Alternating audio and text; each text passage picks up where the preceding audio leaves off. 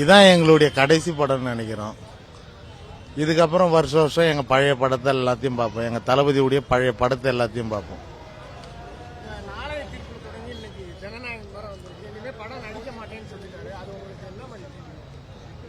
நாளைக்கு என் பையனுக்கு நாளைய தீர்ப்பை போட்டு காட்டுவேன்.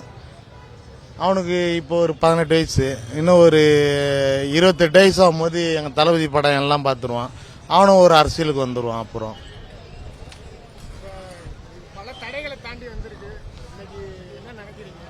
அவர்கிட்ட கேளுங்க. கடைசி படம்ன்றது ஒரு வருத்தமாக தான் இருக்கு. ஆனால் தளபதி அடுத்த ஒரு பாதையை சூஸ் பண்ணிட்டார். அதையும் நாங்கள் செயல்படுத்தணும்.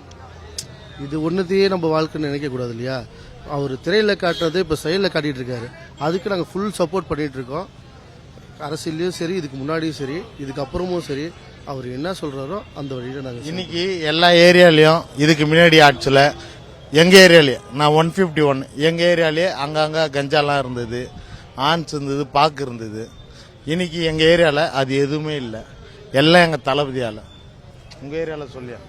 சின்ன சின்ன குழந்தைங்களை எல்லாம் கார்ட்டூன் பார்க்க வச்ச உலகம் இது இன்னைக்கு. ஆனால் சின்ன சின்ன குழந்தைங்களெல்லாம் கூட எலெக்ஷன் ரிசல்ட் அன்னைக்கு அம்மா 60 போயிடுச்சு லீடிங், 61, 62 அப்படின்னு பேச வச்சது எங்க தளபதி மட்டும்தான். இதுக்கப்புறம் அப்படி ஒருத்தர் வருவாரான்னு நம்மளுக்கு தெரியல. ஓகேங்களா? அதனால கடைசி வரைக்கும் அவர் கூட தான் பயணிக்கும்.